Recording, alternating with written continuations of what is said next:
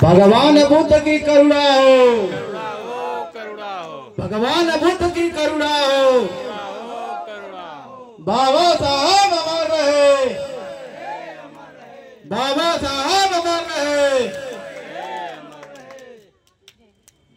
जय जय जय जय जय जय भीम, जय भीम, जय जय जय जय जय जय भीम, जय भीम, जय भीम जय भीम। जय भीम, जय भीम। थोरात ताईंना पण इथे यायचं आहे, या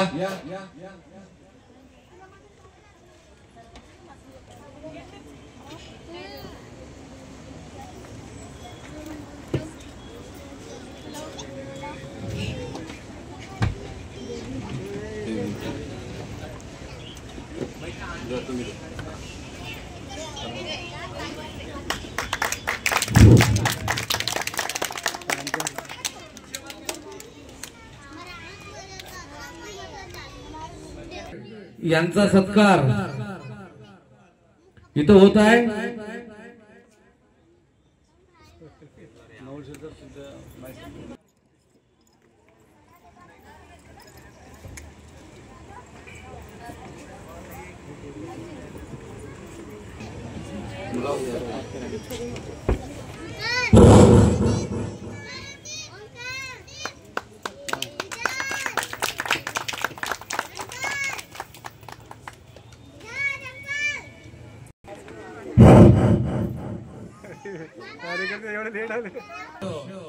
सन्माननीय अक्षय गुज्जर यांचा सत्कार अजय भाई करेंगे, ऐसी मैं उनको विनंती करता हूँ।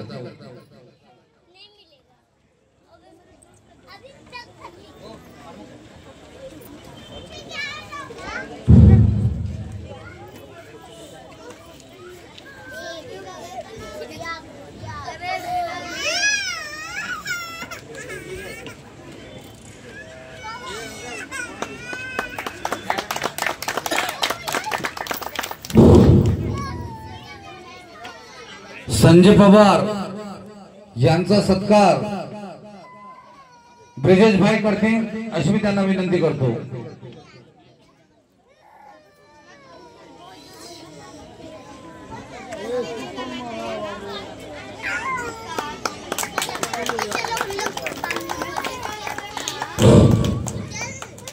वसई विरार महानगरपालिका क्षेत्राचे उपाध्यक्ष आनंदजी पाटबू यांचा सत्कार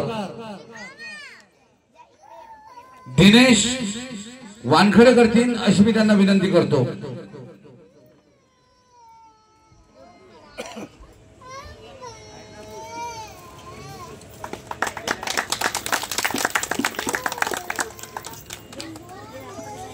या देशामध्ये आजही कर्मकांड जिवंत आहे, त्याचं कारण आहे आज आपण बुद्धाला स्वीकारलेलं नाही। ज्या दिवशी बुद्धाला आपण स्वीकारणार या देशामध्ये प्रत्येक माणसाचं मंगल होईल, ही गोष्ट लक्षात ठेवा। बुद्ध सांगतात म्हणून करू नका, बुद्ध म्हणतात स्वतः अनुभव घ्या। ज्यावेळेस त्या गोष्टीचा तुम्ही अनुभव घ्याल त्याच वेळेस तुम्हाला बुद्ध कळणार आहे, कारण ही बुद्धाची वाणी आहे। हा सम्राट अशोकाचा इतिहास आहे। चक्रवर्ती अशोक सम्राट ह्या भारत देशामध्ये 84,000 स्तूप निर्माण केले होते। 84,000 स्तूप इसवी सन 304 मध्ये। आणि हे इतिहासाला मोडणारे लोक इथले आज जरी या प्राचीन काळामध्ये जरी काहीतरी दिसत असेल तर हे बुद्धाचीच लेणी दिसते, बाकी काही दिसत नाही। पण सांभाळणाऱ्याला हे जे लोक आहे हे लोक त्याला काही बरोबर हे करत नाही, कारण सत्ता यांची माज यांचा त्यांना माज आहे, माज। कारण हे सम्राट अशोकाच्या काळामध्ये हे बुद्धाचा देश होता। सम्राट अशोकाच्या काळामध्ये हा बुद्धाचा देश होता, हे गोष्ट लक्षात ठेवा. त्याच्यानंतर बाकीच्या लोकांनी तसं राज्य केलं. मोगलांनी केलं, बिरबलने केलं, अकबरनी केलं. ईस्ट इंडिया कंपनी इंग्लंडहून आली, इथं कंपनी टाकली आणि ह्या लोकांचे मन बघितले का हे जातीय सोडण्यामध्ये भटकलेले आहे. यांना गुलामीमधून आम्ही काढू, यांच्यावर गुलामी आम्ही मानू शकतो. हे कोण म्हणाले? ब्रिटिश. म्हणून आम्ही 150 वर्ष त्यांच्यावर तलवे टाकले. का टाकले? कारण आमच्यामध्ये जातीय भेद आहे. 1756 जाती आहेत आमच्यामध्ये. या जातीनं आम्हाला वाटून टाकलं पुरं तर पुरं. आमच्या भारताला नष्ट करणारी एक जात आहे. आज हा ओबीसी 340 कलम भारतरत्न डॉक्टर बाबासाहेब आंबेडकरांनी दिली. 340 हा कोणासाठी? पिछडा वर्ग. पिछडा वर्ग म्हणजे कोण? याच्यामध्ये ओबीसी मध्ये कुशवा आला, यादव आला, बनिया नाही आला. पण या देशातले जे काही 55% जे लोक आहात, हे 55% लोक या देशामध्ये आले. या देशाचं शासन, या देशाचे राजे आहोत आम्ही राजे आहोत. ज्यावेळेस आम्ही तलवार उचलली त्यावेळेस भीमा कोरेगाव घडवलं, आणि ज्या वेळेस पेन उचलला त्यावेळेस भारतीय संविधान घडवलं. ही गोष्ट लक्षात ठेवा. ज्या दिवशी आम्ही तलवार उचलली, एका पेशव्याला 56 लोकांना कापलं आम्ही. हा आमचा इतिहास आहे, महाराष्ट्रामध्ये आहे. ही गोष्ट लक्षात ठेवा. आणि ज्या दिवशी 2 वर्ष 11 महिने आणि 18 दिवसामध्ये या भारताचं संविधान परमपूज्य बोधिसत्व डॉक्टर बाबासाहेब आंबेडकरांनी लिहिलं, आणि 49 मध्ये डॉक्टर राजेंद्र प्रसाद यांना दिलं. अरे कर गुजर गए तो मेरे भीम थे. हमने तो खाली इतिहास को पढ़ा है. मेरे इतिहास को भी रचाने वाले मेरे भीम थे. मेरे इतिहास को भी रचाने वाले मेरे भीम थे. हम तो खाते हैं पीते हैं, हमें कुछ मालूम नहीं है, हमें दुनियादारी का नहीं है. जानता राजा राजश्री शाहू महाराज, जिसके बच्चे को स्कूल में नहीं जाने की दी, जिसका पिताजी वो बच्चे को जब स्कूल में नहीं भेजेगा तो उसको एक ऊपर 1 रुपया दंड ठोकने वाला राजा, उसका नाम है राजश्री शाहू महाराज. ये बात ख्याल में रखो. इतिहास को पढ़ो, आर्टिकल को पढ़ो. ये बाबा साहब ने संविधान में समता समूलक समाज की रचना की है. ये बाबा साहब ने समता मूलक समाज की रचना की है. इसलिए देश धर्मनिरपेक्ष राष्ट्र है. मोदी कितना भी चिल्लाएगा 400 पार तो कुछ नहीं होने वाला है. ये बात ख्याल में रखना. ये जुमलेबाजी चालू है, खाली जुमलेबाजी. 400 पार. अरे 400 पार के लिए तो लोग इधर से उधर नाच रहे हैं खाली. हमें 400 पार चाहिए. अरे काय के लिए तुमको 400 पार चाहिए? अरे देश में तुम्हारी सत्ता है, सब तुम्हारे हाथ में है. आज तुमने सब कुछ बेच दिया. इस देश का क्या रखा है? लोगों की नौकरी बेच दी, LIC बेच दी, पॉलिसी बेच दी, सब बेच दिया. मोदी जी के कल चल के हमारे हाथ में क्या तुम टकोरा देंगे क्या? अरे थाली बजाने के लिए लगाया, हमने थाली बजाई. हम कितने बेवकूफ लोग हैं. देखो, थाली बजाओ. थाली बजाने से क्या होता है? थोड़ा सा तुम्हारे मन की शांति हो जाएगी. ये कोरोना के काल में थोड़ा सा परिवर्तन हो जाएगा. ये देश की जो ये महापुरुषों की जो वाणी है, ये महापुरुषों की जो वाणी है, ये महापुरुषों की वाणी कोई भुला नहीं सकता. 18 बगड़ जाति को एकत्र करके रायते का राज्य प्रस्थापित करने वाले छत्रपति शिवाजी महाराज थे. छत्रपति शिवाजी महाराज थे. और वो छत्रपति शिवाजी महाराज एक जात का समीकरण तैयार करके नहीं, 12 बलौतेदार और 18 बगड़ जाति उसमें प्रस्तापित की. ये बात ख्याल में रखो. जिसको इतिहास नहीं मालूम, जिसको राज्य शास्त्र नहीं मालूम, जिसको अर्थशास्त्र नहीं मालूम, जिसको समाज शास्त्र नहीं मालूम, और जिसकी पढ़ाई नहीं हुई, वो क्या जाने इस बारे में. आर्टिकल क्या होता है? 368 ये कहती है. आज मैं आपको बता रहा हूं 368 का मतलब ये होता है कि भारत के अंदर में जब भी 368 संविधान के अंदर में 368 जब भी जिस सांसद लोगों की जिसकी भी सरकार है, वो सरकार में जिसकी बहुमत है वो संशोधन कर सकता है, बदलाव कर सकता है। आर्टिकल 368 ये दिमाग में रखो और ध्यान में रखो, क्योंकि बाबा साहब ने बोला था, अरे 85% हो तुम और 85% तुम हो और 15% की तुम गुलामी कर रहे हो। 85% होके 15% की गुलामी कर रहे हो। अरे कब तक करोगे? तुमको धर्म के नाम पर बंटवा बांट देंगे, तुम्हें अच्छे काम के लिए नहीं बांटेंगे।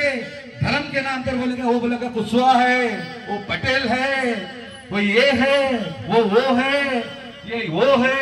ये लोगों को कुछ मालूम नहीं है। जब वक्तव्य करते हैं जब लोगों के दिमाग में आता है। इसलिए बुद्ध का धर्म ये मानो एक समान सिखाता है। इसमें कोई भिन्नता नहीं है, इसमें कोई भिन्नता नहीं है। इसमें स्त्री और पुरुष समान है। और बाकी के धर्म क्या बोलते हैं? स्त्री शूद्र है। क्या बोलते हैं? स्त्री शूद्र है। और स्त्री शूद्र है तो तुम कौन हो? तुम कौन हो? स्त्री को शूद्र कहते हो। मनुस्मृति में स्त्री को शूद्र कहा जाता है। पर भारतीय संविधान के अंदर में बाबा साहब ने हिंदू कोड बिल 1951 में हिंदू कोड बिल और ओबीसी आरक्षण आर्टिकल 340 ये दो बात रखी थी। और बाबा साहब बोले थे कि जब मैं ये बहुजनों को जब अधिकार नहीं दे सकता हूं तो ये संसद में रहने का कोई मुझे फायदा नहीं है। मैं ये संसद का राजीनामा देता हूं। क्या बोले? मैं ये संसद का राजीनामा देता हूं। ऐसे बाबा साहब आम्बेडकर थे और हमारे पल्ले काटने वाले नेता आज भी घूम रहे उनके साथ में। अरे मुझे मंत्री बनाओ, मैं मंत्री बनूंगा। सरकार बनेगी तो मुझे मंत्री बनाने के लिए तुमको वोट मारना है। अरे वोट मारना है तो तेरी प्रगति उतनी कर, तब तेरे को मंत्री पद मिलेगा, वैसा पद नहीं मिलेगा। समाज भी जागरूक हो गया है, समाज भी जागरूक हो गया है। श्रद्धेय बाबा साहब आम्बेडकर के नेतृत्व में ये महाराष्ट्र में आग लग गई है। ये आग को कोई बुझा नहीं सकता है, ये बात ख्याल में रखना। आग लगी है आग, और ये आग बुझाने नहीं सकते क्योंकि इनमें हिम्मत नहीं है। बाबा साहब शेर है, बाबा साहब शेर है। ये तीन मिलके खेल रहे हैं लड़ाई, एक में खेल रहे हैं। पर बाबा साहब ऐसे इंसान है महाराष्ट्र के अंदर में अकेले कर रहे, अकेले। अरे अकेले की ताकत किधर और 3 लोगों की ताकत किधर? ये बाबा साहब का नेतृत्व है कि ये लोग बेईमान लोग हैं। ये हमारा तो वोट बैंक खा लेंगे, मगर उनका वोट बैंक देने की टाइम आएगा ना तो ये लोग वोट बैंक हमको देने वाले नहीं है। उन्होंने बराबर बोला था, उन्होंने बराबर बोला था, क्योंकि हमें प्रगतिशील बनना है। श्रद्धेय बाबा साहब आम्बेडकर के नेतृत्व में उनको इस टाइम में आने वाली विधानसभा 6 महीने के आगामी समय में आने वाली है। एक तरफ बहन जी है, एक तरफ बाबा साहब है, मगर इन दोनों का जब विपक्ष संगठन एक तरफ जब आ जाए तो ये महाराष्ट्र में विधानसभा के खासदार और विधान परिषद के आमदार और विधानसभा के आमदार जाएंगे और अपना प्रस्ताव रखेंगे। ये दलाल पैदा होते हैं और दलाल चले जाते हैं। जो नेतृत्व करता है ये दलाल लोग करते हैं। उधर जाने के बाद में उनके तलवे चाटते हैं, वो जैसे बोलेंगे वो वैसे करेंगे। आज मेरा भड़का भाषण देने का कोई ये नहीं है, मगर क्या है जो बात लोगों को मालूम नहीं है, जो बात लोगों को समझती नहीं है। आज लोग पढ़े लिखे हैं या नहीं है, हर आदमी ने संविधान पढ़ना चाहिए, उसके आर्टिकल पढ़ना चाहिए, उसकी अनुसूची पढ़नी चाहिए। उसके बाद में राजर्षि भी साहू महाराज लिखेंगे। डॉक्टर बाबा साहब आम्बेडकर ने बोला था, जिस टाइम में मैं संविधान लिख रहा था इस देश का मेरे सामने रहते का राज्य था छत्रपति शिवाजी महाराज का राज्य था। तभी मैं ये संविधान को लिख पाया हूँ, तभी मैं ये संविधान को लिख पाया हूँ। ये डॉक्टर बाबा साहब आम्बेडकर ने बोला था। क्या बोला था? जब छत्रपति शिवाजी महाराज का 1600 में इस देश में शासन था, मगर उनके बाद में पेशो के बाद में जो कुछ हो गया वो आपने भी देखा। आपको पढ़े हो या नहीं पढ़े हो ये मुझे मालूम नहीं है, मगर कैसा है, बातों बातों में आदमी ने काम अच्छा करना चाहिए। अपने बच्चों को पढ़ाओ, खूब पढ़ाओ, एक रोटी खाओ, गरीबी में बिताओ, जीवन चलेगा। मगर वही लड़का आपका वाला आने वाले समय में आपका बंगला बना देगा, क्योंकि आज उसको जब इस शिक्षा की ओर लेके जाओगे ना तो वो लड़का आपके लिए बंगला बना के देगा। बंगला आज तो कुछ नहीं देगा,